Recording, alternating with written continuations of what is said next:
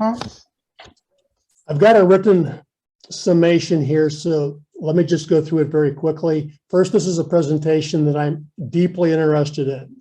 So I've been in the dental profession since 1975. I've been tracking Delta Dental since April 2011, when the position was no more members in our country club. And they went out first to the general dentist, and the profession is now played out to all specialties. And obviously, Delta's having their problems as they're fighting their changes with the specialists. So never has your profession been confronted with so many changes. DSOs, COVID-fearing patients, staffing issues, Delta Dental.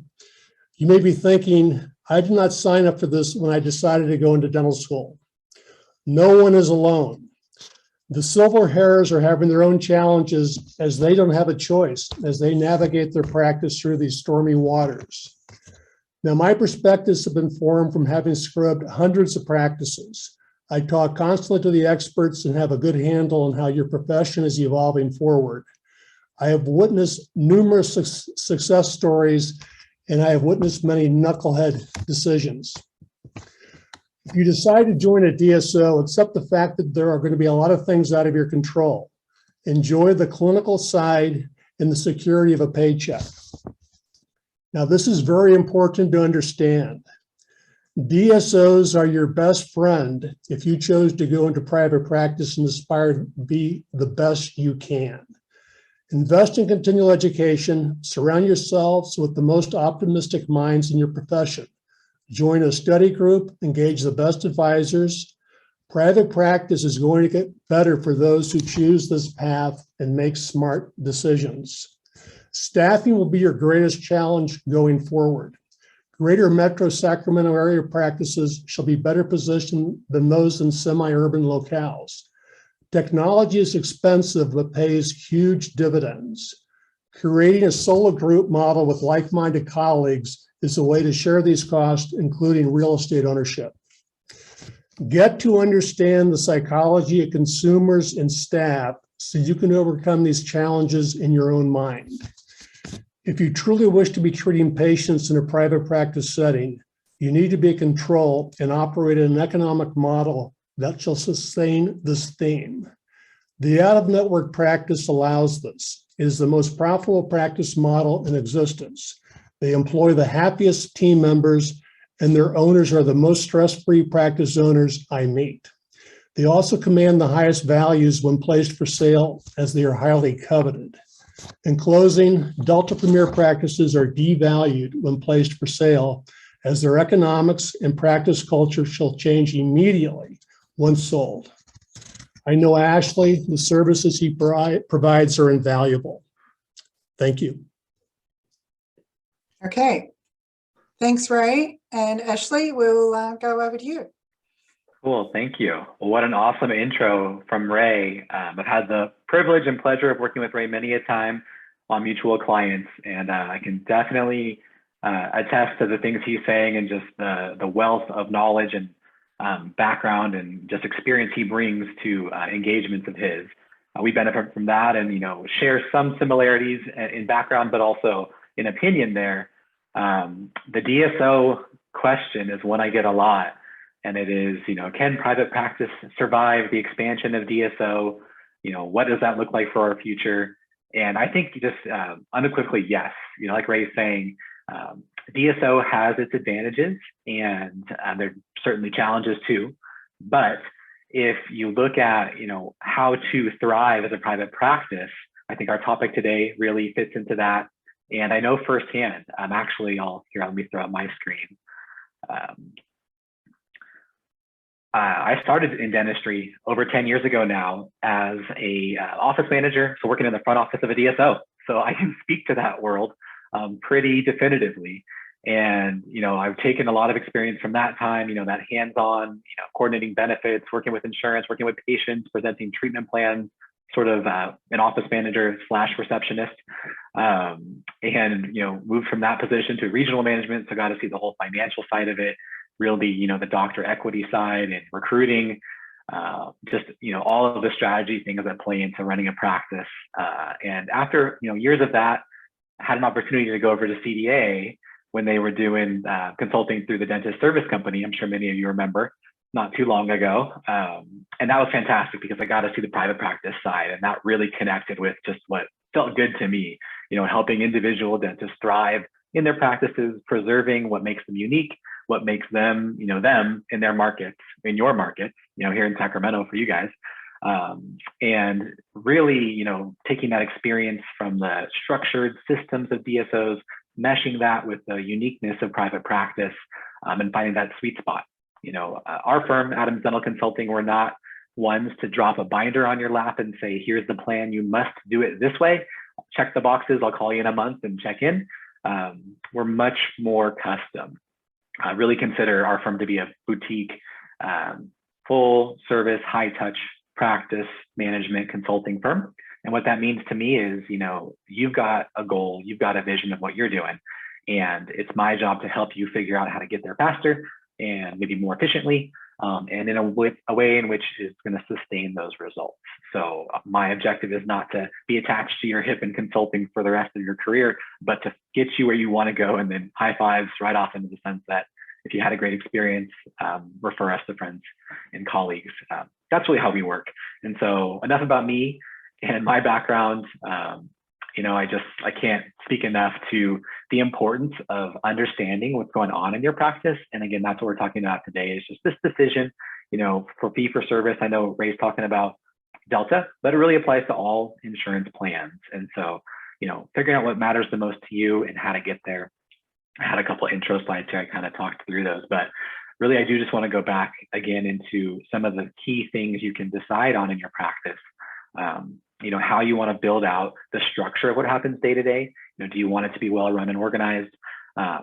How you handle certain functions. We're seeing a lot of people outsourcing, really to the point that Ray made about staffing. With COVID, it's just been nuts trying to hire. I'm sure you're experiencing that, but DAs, RDAs, hygienists specifically, front office as well.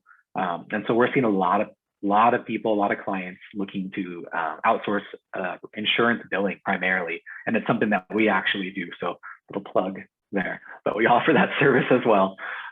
We help with recruiting, and then just the team training, once you got the team, or for yourself training. And this last point about what we do is what we're getting into now. And so I think the decision to attend this webinar is fantastic. And sometimes it can really make sense to make the decision to call in some professional help. So just to challenge you to keep an open mind about how what we're going to talk about today applies to you. And if you feel fully equipped to knock it out of the park on your own, fantastic. If you want a little expert support, I just ask you to pick up the call, send an email, or pick up the phone, make a call, send an email, whatever you might need to do to get some people in your corner to help you. So big lead in to the just eternal philosophical question here: to contract or not to contract, right? Be it Delta or any other plan, whether you're Delta Premier or PPO, whatever that looks like in your practice, it's going to vary. And so will the criteria with which to make your decision. So where to start? Really, I think, understanding some of what Ray described, this history of insurance behavior throughout, the last half century or more, 70 plus years, is important, just so you kind of understand, what's likely to happen in the future and how that factors into your practice and what may be happening in your practice. Certainly wanting to maintain control of what's going on within your walls to the best of your ability. So understanding what's been done, what's happening around you, and then just looking at where your practice is at. There's a few key metrics we're going to talk about here in a moment. Really want to make sure that if there is, either green light, red light type variables, to indicate if going out of network for a plan works, or maybe it's not the right move. And so it's really important for us that, not everyone is green lit. We're not saying just drop every plan. There's a time and a place for it. So want to make sure it fits your practice and your model. And then once you do that, what is the plan? And that's what we help our clients with. That's what we're going to talk a little bit about today, is just how can you actually make this goal or dream a reality? How can you get out and really, the end point of that goal is, for most people, I think probably for all, to keep as many patients as possible while retaining that, new out of network status.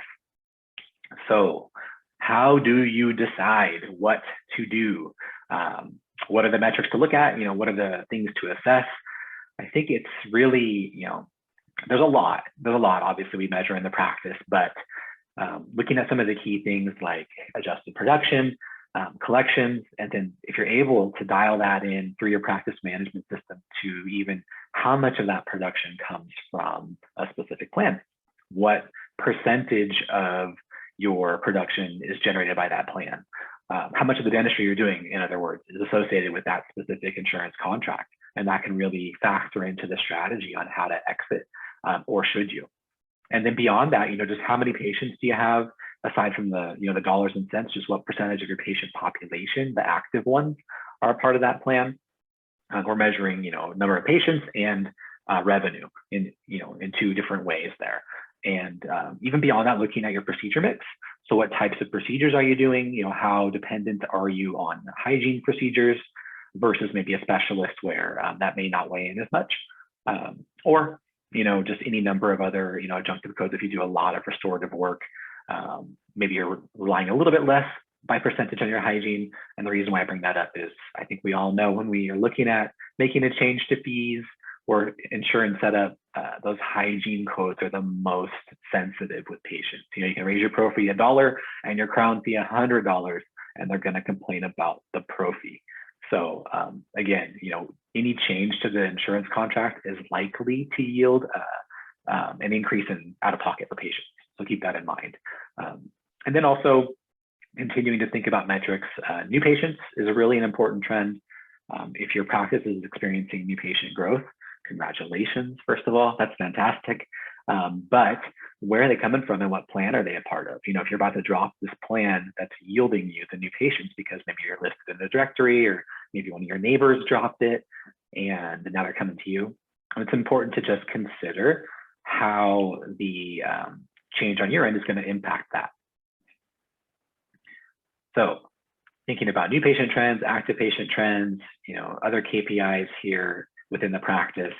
The last on the slide here is just, who are your patients, right? We talked about sort of in-office metrics, but in addition to new patients coming in, just who are the patients you have, looking at, phases of their life, retirement age versus, mid-career versus young families or, single individuals.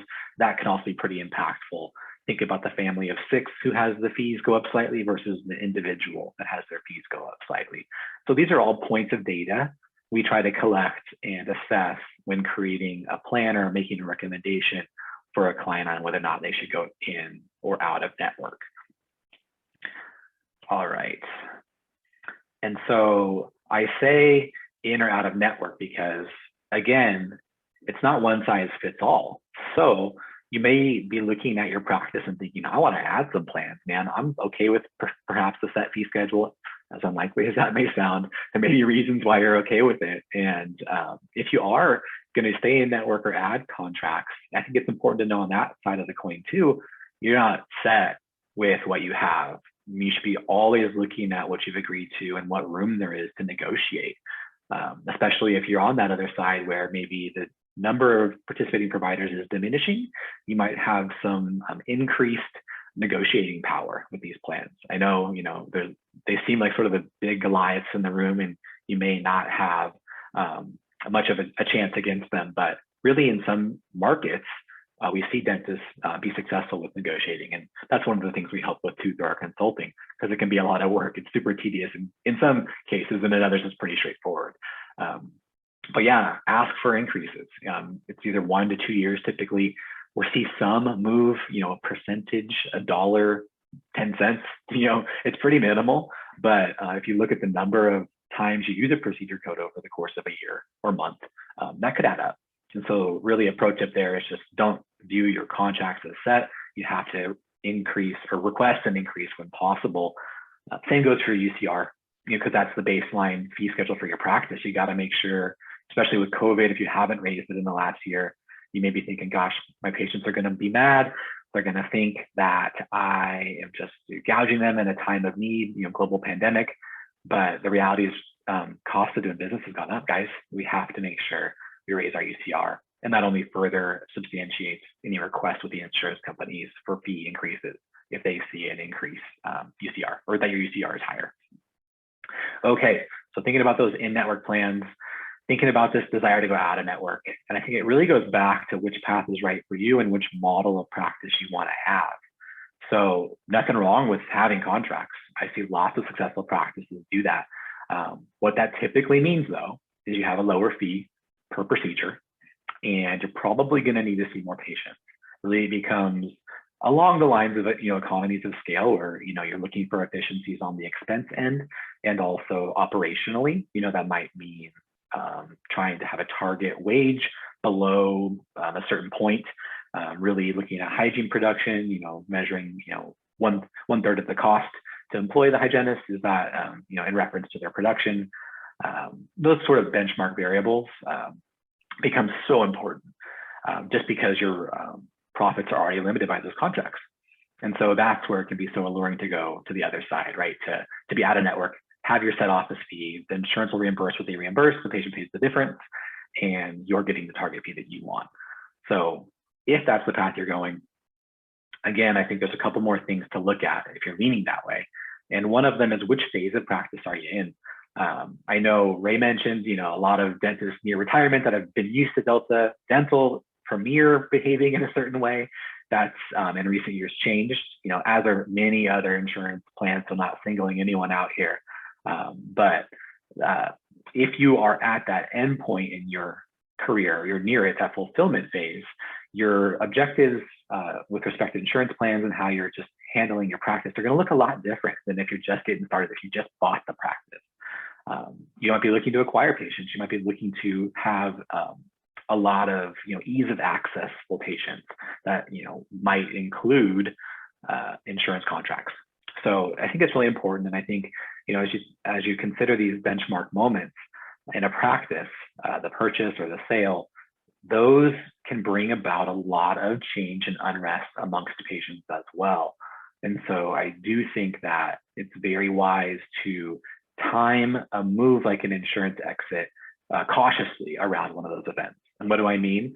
If you're about to sell the practice, you may want to create a timeline with which you can exit the insurance plan and then demonstrate some results, the success that you've been fighting for in this fee-for-service world for a period of time, say a year prior to being out. So I guess not if you're about to sell, but if you're thinking that you're getting close to that point, really it'd be wise, to kind of identify at least 2 years out and begin thinking about a strategy to create this world and preserve the value of your practice. Like Ray was saying, if the fee schedule is diminished for the new owner, that's likely going to impact the valuation.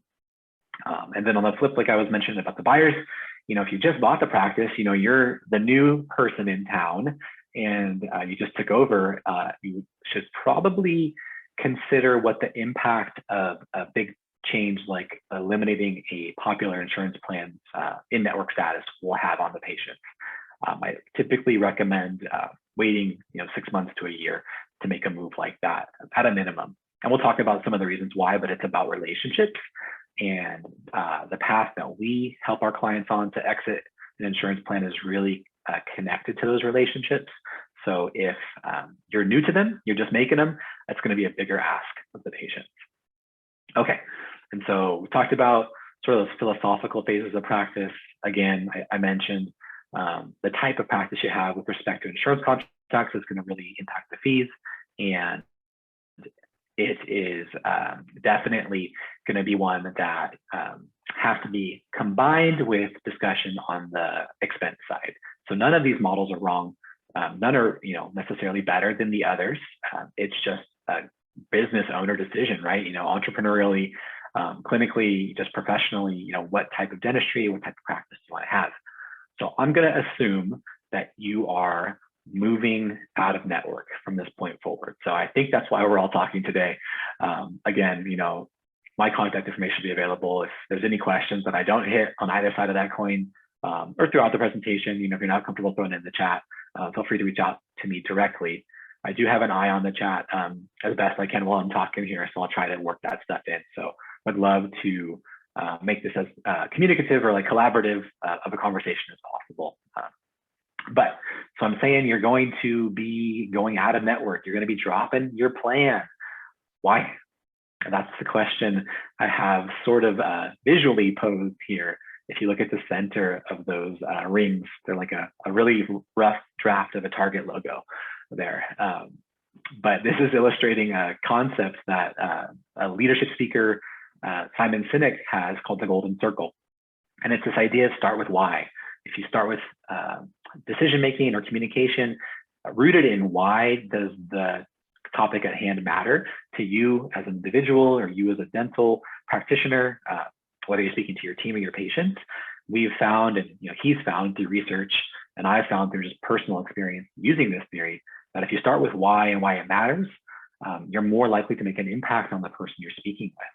And it's rooted in this idea. It's a quote from the talk that Simon has on this.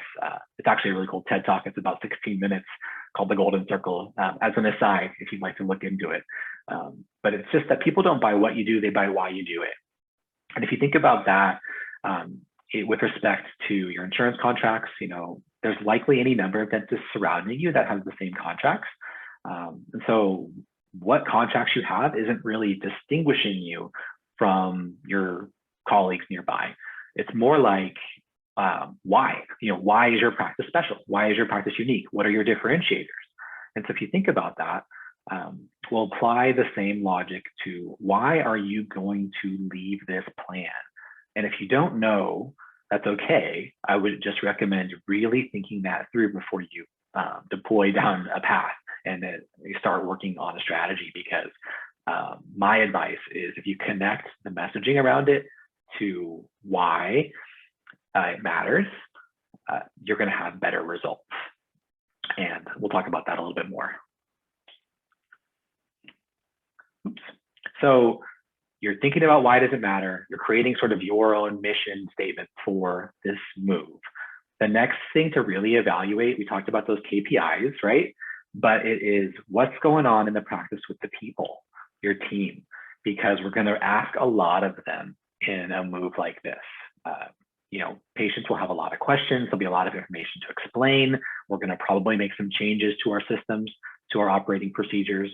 And really, it can be a grind and a drain for any team, the best trained and prepared team, but especially, with just everything else going on in the world, everyone's a bit COVID weary.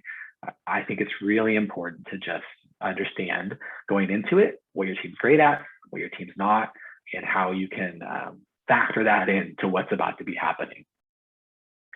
And so coming to the actual strategy, I wanted to reference a little bit of history, and I'll be brief here, just acknowledging most of you probably know the story, right? But taking the mindset of why, why does it matter? I think being able to understand sort of this background time frame helps you better communicate it to the team and also to your patients. And so it's kind of got insurance over the ages here, right? I think one interesting point is that insurance actually was created by dentists. CDA was involved in that. At least some of the early ones were, and it drove attendance to dental offices, creating the 6-month frequency or the recall cycles. So it's not all bad. It wasn't, but certainly it's evolved over time, right? To be really restricting, and they're just not raising the fees in accordance with like real life.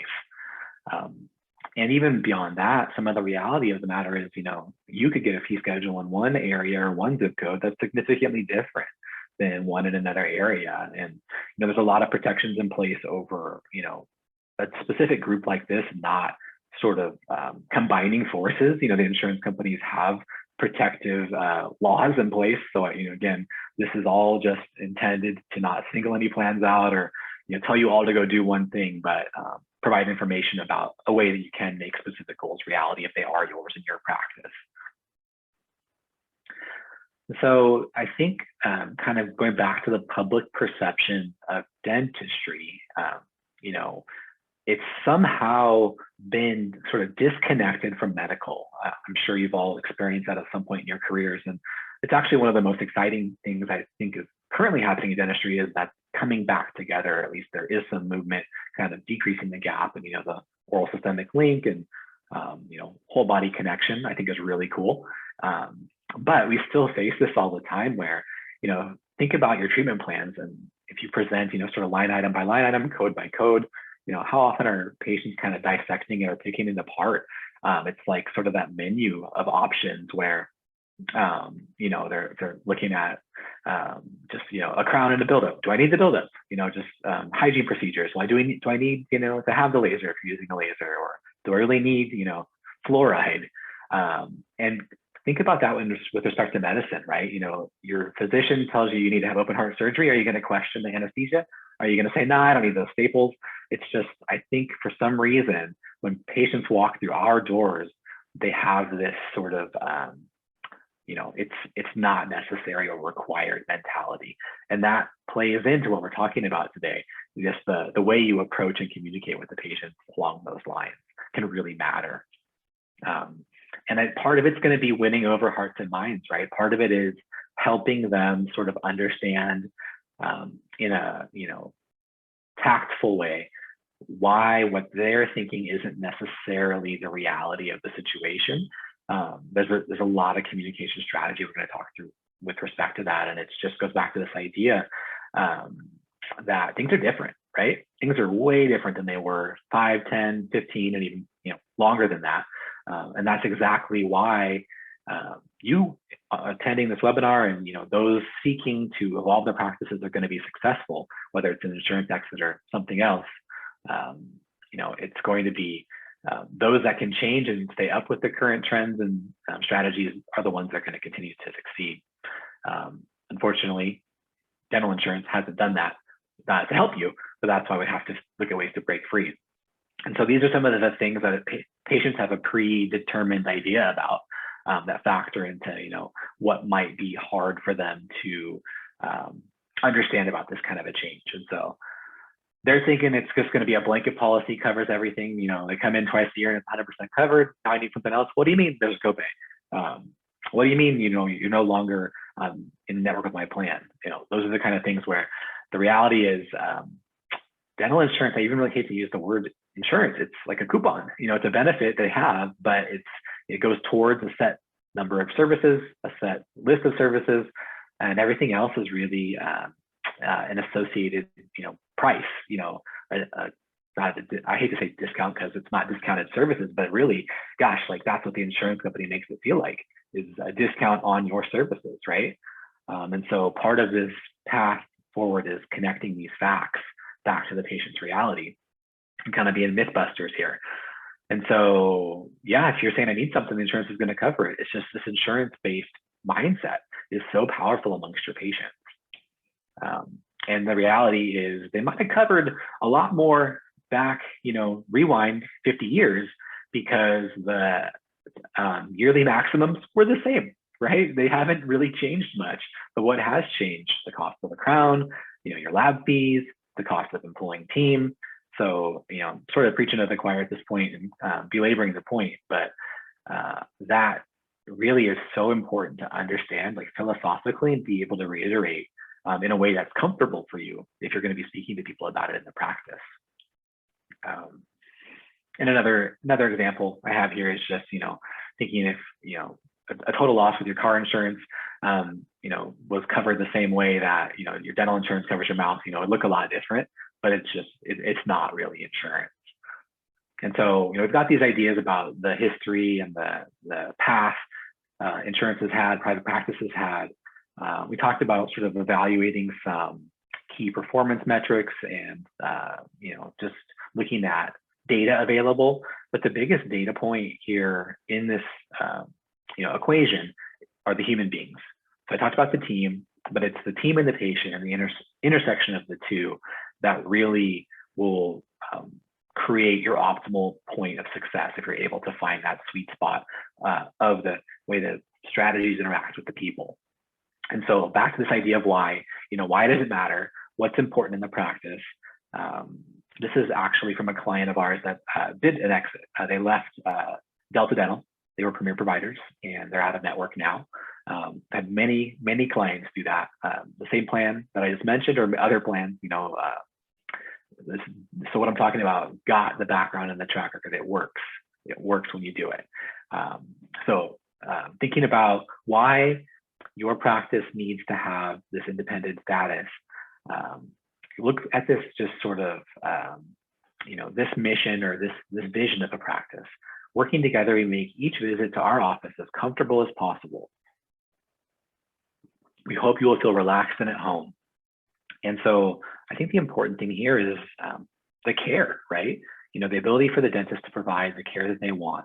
And so, I think that if we're all going to go from what matters to you to what our patients value, it's probably a blend of these items.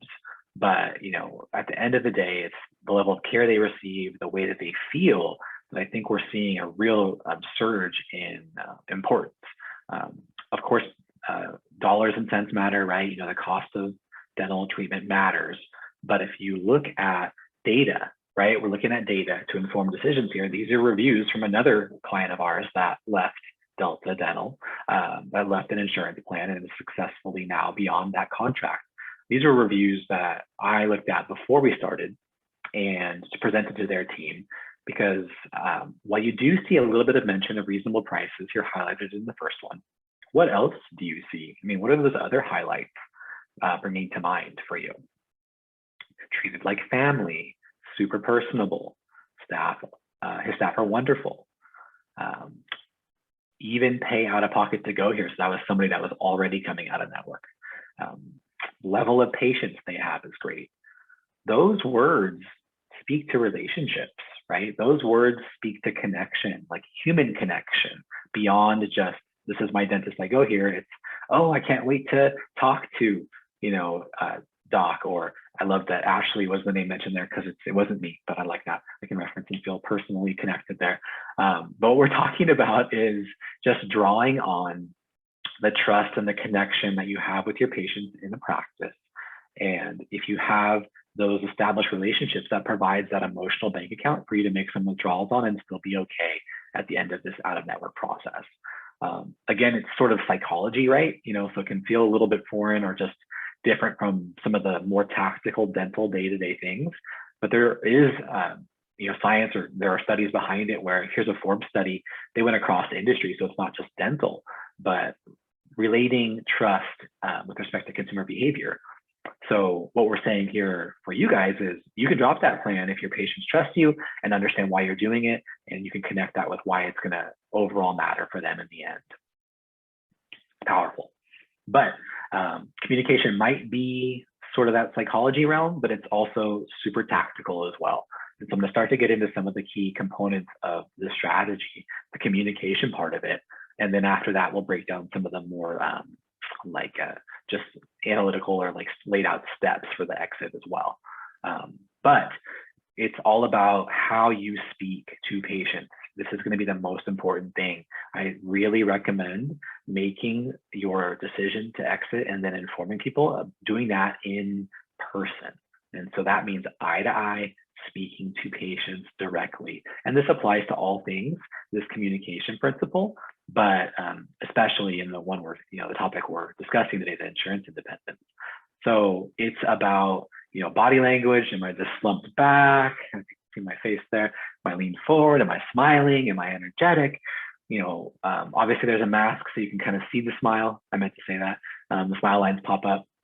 But all of these things play a huge part in the success of patient conversations. And using words like, we don't accept Delta, or flip that, we're out of network with Delta, or we're working different with your insurance. Again, I use Delta as an example, but it applies to any insurance plan we would be discussing. So if you think about it, going out of network, you still accept that plan. You still take that insurance. You're still going to maximize the benefits available. You'll probably still send the claim. You'll still coordinate, the benefit and show the patient they're out of pocket. So I really recommend not saying the words, we don't accept your plan. It's training for the front office, because I promise you, they're going to say it even if you train them on it, but it's about minimizing and diminishing that occurrence, because when a patient hears, we don't accept your plan, what they're also going to hear is, I can't come there. And that's really an endpoint to any attempt to retain them or any attempt to still attract a new patient from that plan. So there are ways to say the same thing in a positive slant. And so it's all about being, solution oriented, or another kind of buzz phrase, yes mentality, It might be corny or played out, but I think they're true. It's, if you can find a way to acknowledge what the patient's saying and make it positive while still being truthful, I think that's the best path here. And so if you've made a change with their plan, you were in network, now you're out, you can have your team trained to say something like, well, we're working with your plan a little bit differently, and here's how that's going to impact you. But we can absolutely still see you, and we have a lot of patients with the same plan. Still acknowledging there's a change, but not just saying, no, you can't come here. So there's a lot of nuance to this. And that's where the team training and, having a thought out strategy really matters a lot. And why does it matter so much? Well, again, using a popular example, there are other plans this would apply to. Think about what percentage of the target insurance plan that you're looking to drop is of that, what percentage of the patients is that plan, right? In this example, over 40% of that practice was Delta. I see practices where it's over 60%. It's going to be 80%, and offices where it's less. So the higher the percentage, it's the higher the upside, right? The more of an impact making the change will make, but also the higher the risk. Because if it doesn't go well for some reason and there's a mass exodus, that's really going to impact the practice negatively. So we talked in the beginning about things to measure. This is a very important thing to measure. And just thinking again about what will happen as you start to break the news to people is, again, the higher the percentage of that plan, the more conversations, the more people that are involved, the more human beings that are experiencing change, and the more likely you are to have this occur. Conflict, the dreaded conflict equation. Some of you may have seen this. I know it's sort of made the CE rounds a bit. And I was actually fortunate to hear someone speak about it a few years back. And so I've loved it ever since, because I think it beautifully sort of models human behavior, where the E here is your expectations, right? What are you looking for, expecting in a situation? Well, if the R, your reality in that situation, is less than what you expected, you've got conflict. And so Delta exit, other insurance exit, likely to create some conflict in the practice with team and with patients. And so ways that you can mitigate that or work proactively to prevent it are, is everyone's expectation in alignment with what the upcoming reality is going to be of this exit. So amongst the staff, again, very important to have some team meetings, some team trainings, and get their expectations dialed in with what's about to happen.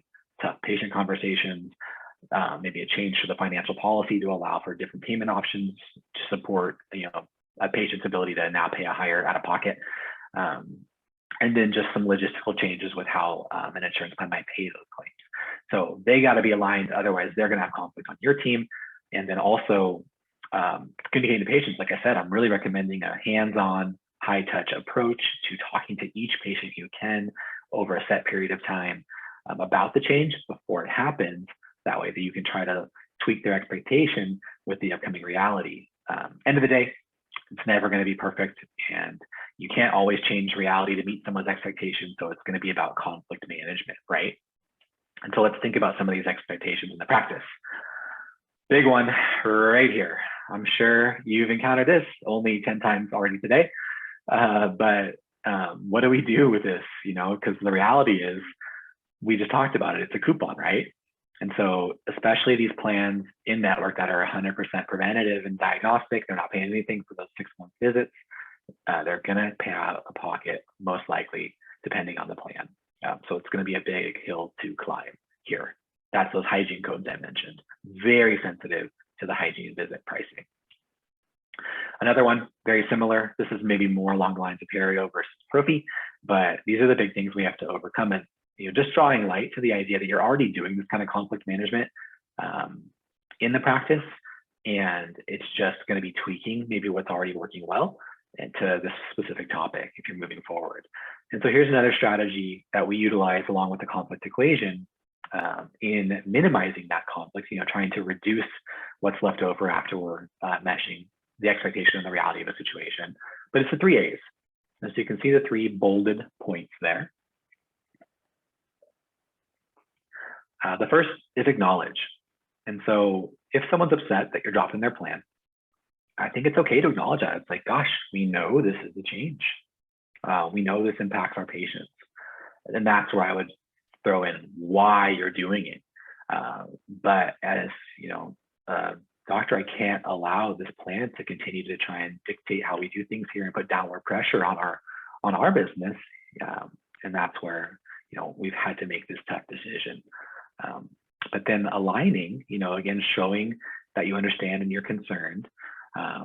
It's important too, because you're acknowledging that there's an issue and then saying, well, the good news is, we know that it's a change, but we're going to work with you to make sure it fits.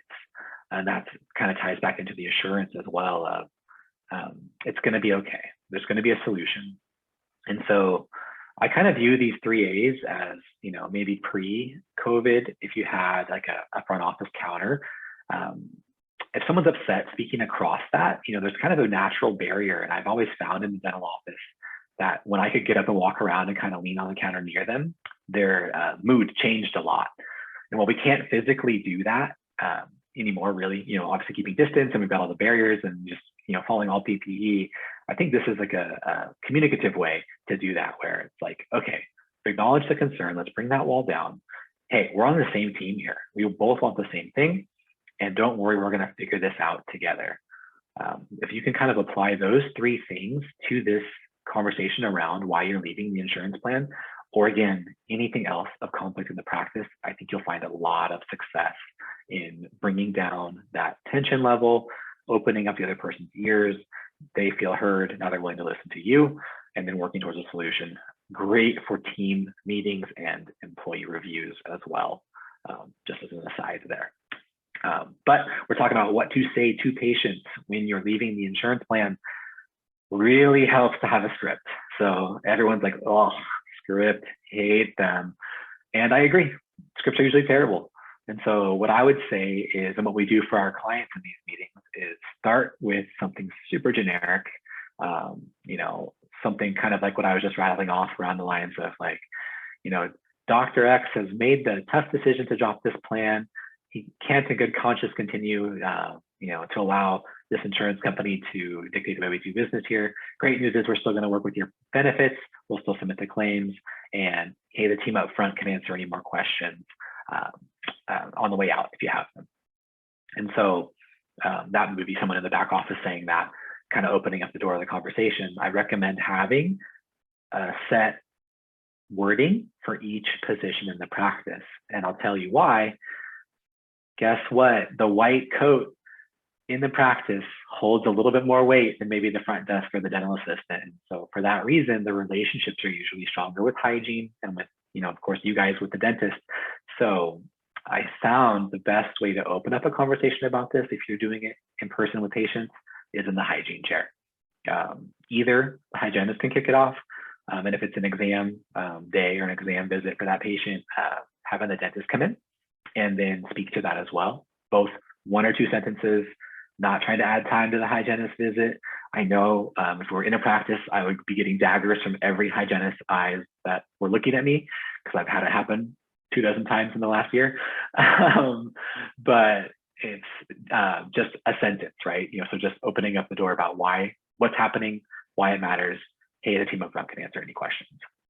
And it may seem easier in your mind to like just have the front talk about it, but I promise you the relationships are stronger. And if we're drawing on relationships and not letting this be transactional, that really matters who starts the conversation. But like I said, everyone needs to have what they're going to say practiced and ready in their position, but I don't recommend it being like a super formal script. There's got to be variability to keep it authentic. And that's really important. So we talked about some examples, or I did. I sort of was free flowing some examples to answer these questions. If anyone wants to get specific wording, you can certainly message me after. I'd be happy to talk about how it might apply. But these are the situations we're going to have to address. Why aren't you taking it? Back to that why, right? Why does it matter? Then on the phone, I have this insurance. Do you take it? Well, we talked about that a little bit. Yeah, we'll take it. We'll take it all day long. You just want to make sure they understand that you're going to handle it a little differently than an in-network provider might. And that would be good for your team to know like what the specifics are per plan, how they're different in and out of network. That way the team's ready to speak to it without having to say the dreaded out of network or we don't take it words, because the words matter. Another one is if you're getting someone asking you where to be referred. This is a little dicey just because you can send people places, but I always recommend just saying like, gosh, I'm not sure which other offices might. Everyone's, there've been a lot of changes, just like we're making this change. So kind of deflecting a little. I think most patients will be okay with that. You certainly are wanting to preserve a chance to continue the conversation and keep them in the practice. And so that being said, love this super generic teamwork image, but I feel like it totally relays the idea of like, okay, guys, we're going to have to practice this wording. We're going to have team meetings. So this teamwork and this practice is so key to just getting the wording right, to just getting the live action. We're talking to real patients right, because there's not a lot of gray area or wiggle room. Once you start talking to a patient, if it goes south, that can very likely yield a patient leaving the practice. So if you think about sort of this communication strategy we've run through in general, so the overview of it, here are some dependencies, 4 dependencies that I think all really matter. It's almost like, how do you choose what's most important? But I'll ask you to do that nonetheless. So think to yourself, which of these 4 would be the most important if we're having to communicate with patients about leaving their insurance network? I kind of, said the word communicate. That might have led you to think that communication skills, but no. If you had to pick one, what I would say is team loyalty and commitment. And the reason being is if your team doesn't get it, if your team's not bought in, if they're not super confident in what they're saying to patients, it's like Shark Week, man. It's like blood in the water. The patients will sense that and latch on to that, insecurity or that uncertainty around a conversation. And again, likely to yield a negative feeling, a negative thought, and departure possibly from the practice. So we talked about how to communicate, how to sort of break the news to patients. What does this look like more, just strategically, sort of an overview of like what might be happening on this step by step. I'm not going to get into every step in our time here, but I'm going to go over this briefly. So we talked about creating a communication strategy. You need to have a timeline too, right? You need to define how long until you're going to be out of network, and you can then kind of work back from that, what you want to do. Are you going to allow for 3 months, 6 months, a year of talking to people?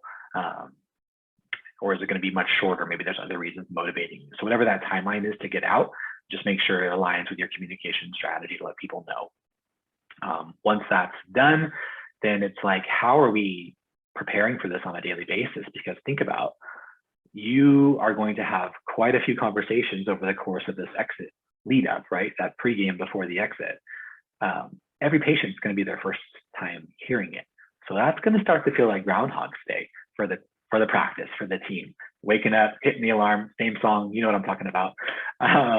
It's going to be really tedious, just in all honesty. And so you'll need a vehicle to keep your team on track daily or weekly at the minimum, on just how it's going, and how are we identifying who should be talking to who, and what method do we have then to track what's been done. So I recommend creating an in-office tracking system.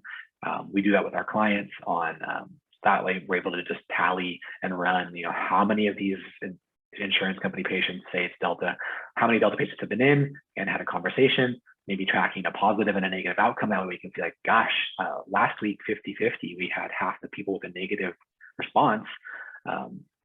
What happened? Why? And debriefing that regularly.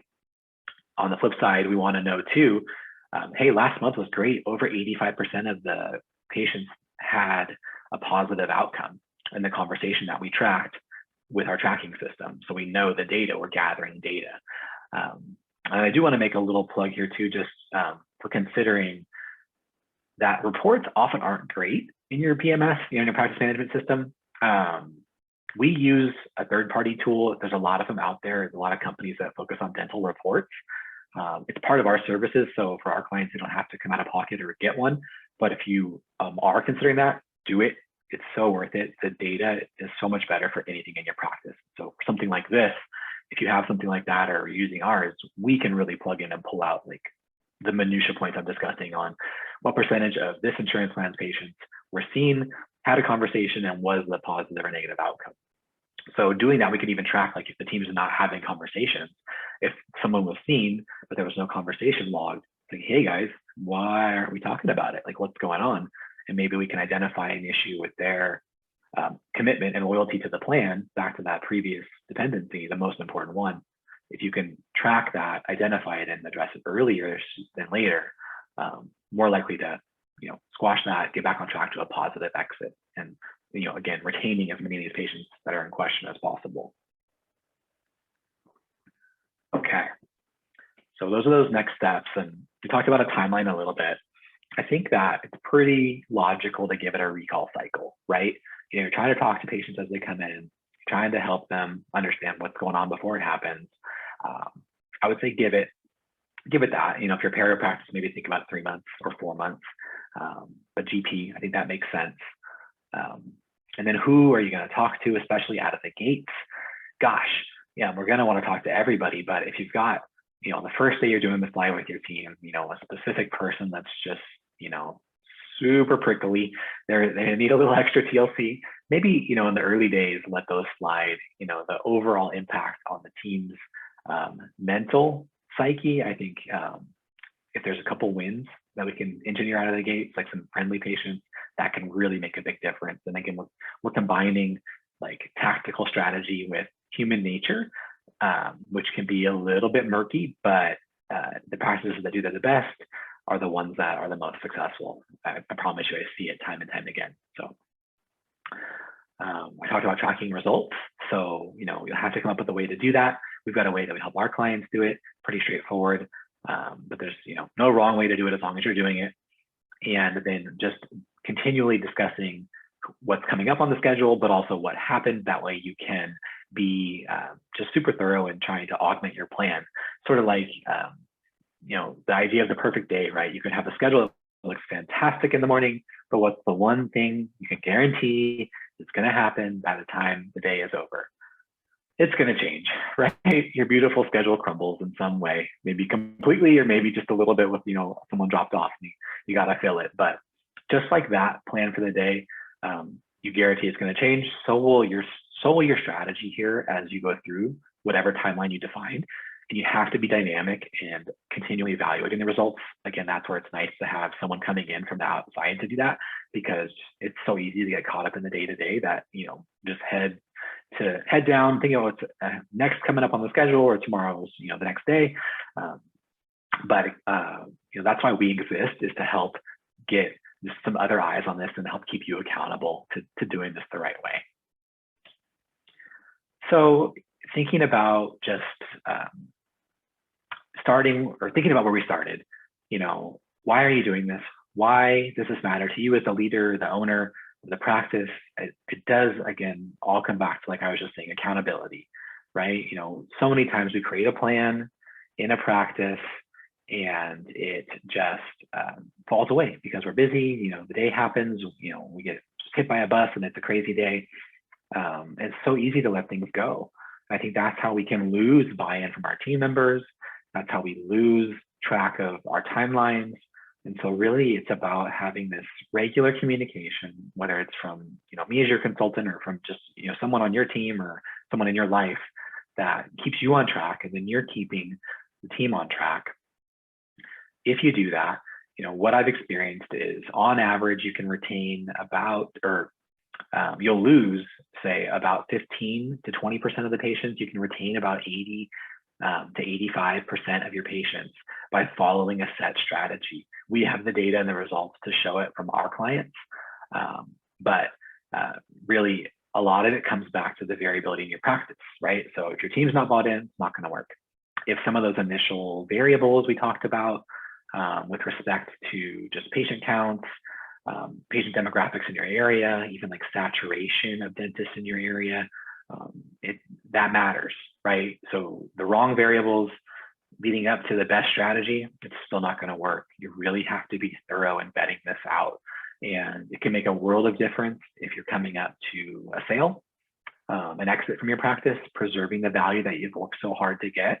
it can make a world of difference on the front end if you just bought a practice and you're really looking to get established and get a foothold and just, create credibility with your new patients.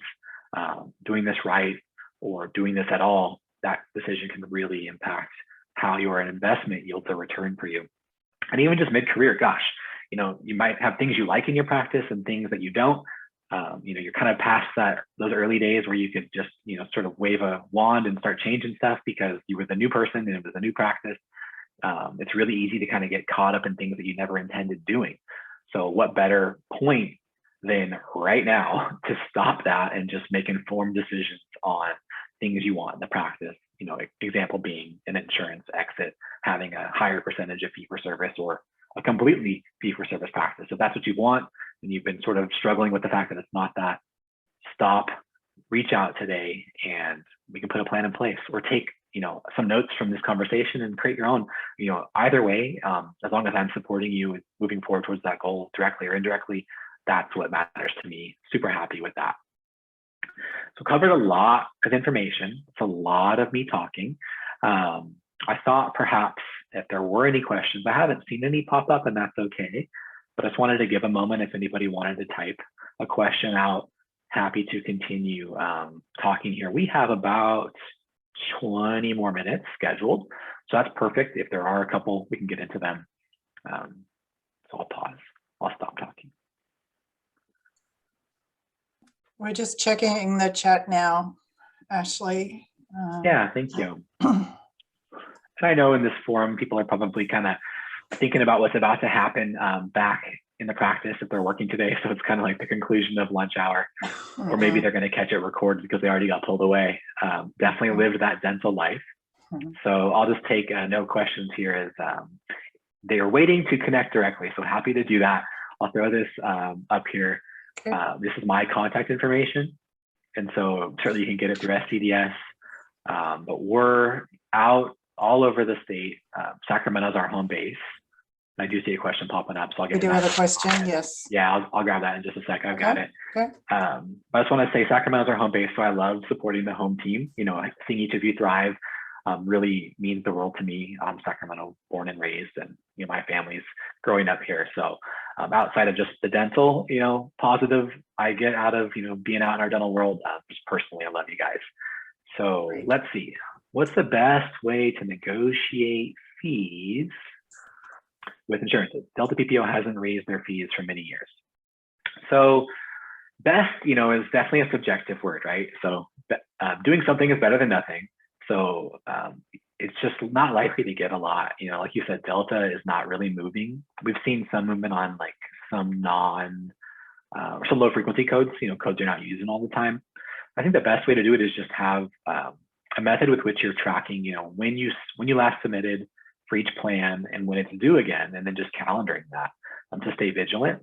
And secondary to that, if you have an insurance contracted fee schedule that is the same as your office fee,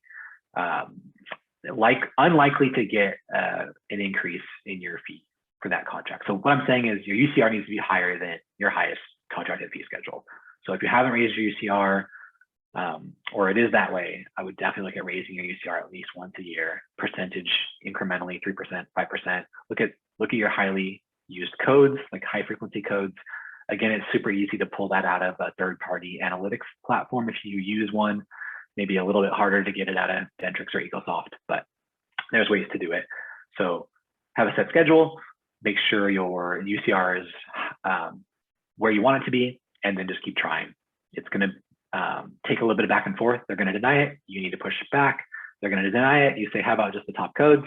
They'll deny it. You'll say, how about just these 5 codes? And then they'll say, okay, maybe, so it takes persistence as well. All right. Our patient base is primarily Delta Dental. Do you feel like dropping some of the PPOs with less patients is worth it or more trouble than it is worth? Okay, so I'm reading that as maybe don't mess with Delta, but zero in on some of the other ones. I think there could be merit to that. It does depend on some of the just variables that are unique to your practice. Again, what percentage are we talking about? And What is the reimbursement like on those plans? You know, are they fees that are above your delta, and are they like boosting the production per patient or production per procedure, or are they lower and dragging you down? What do the employers look like in your area? So is there a big employer with that plan, or did a big employer just change to that plan maybe, which is why you don't have a lot of it, but you might be about to get more of it? Some of those things to consider. And even in that last example, if it's a low fee plan and you're about to get more of it, that might be the time to cut it. Not necessarily like, hooray, there's a new employer pushing patients to us. It's like, uh-oh, we don't want that based on the fee schedule. So I hope that helps with that. And as I answer these individual questions, if you have follow-up, again, feel free to reach out to me directly. Can you give an example of the answer to the patient questions you showed us earlier? Yeah, happy to do that. There's so much nuance to those conversations. So again, if anyone wants to reach out to me, I'm happy to talk through the scripting a bit more. The reason why I hesitate to do that is because I think just stock scripts don't hold weight on their own. You really got to customize it a bit. And that's just, you know, back to what we do at ADC. It's all about custom, right? So I just went through a pretty set idea of how to get out of a plan. But if we were meeting in your office, what I'd be saying is, like, we are not fixed on any point here. There's a few key variables, like we got to inform the plan on the certain time frame per your contract. You know, that's not really negotiable, but everything else pretty much is up for how can I take my experience and my expertise from, you know, around the dental world and combine that with what you know in your practice, which, you know, your level of understanding is always greater than, you know, mine or any other third-party consultant or support will be.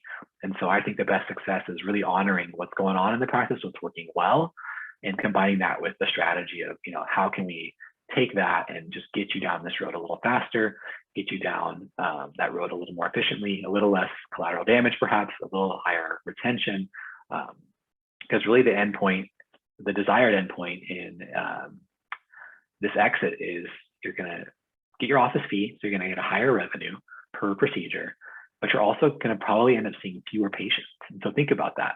Make more on fewer patients. And it's not about, you know, trying to get the most out of them, you know, like fleecing somebody. You know, I hate talking about making more and like those production-based statements sometimes because it can have a negative connotation. But what is that really measuring, right? You're providing dentistry.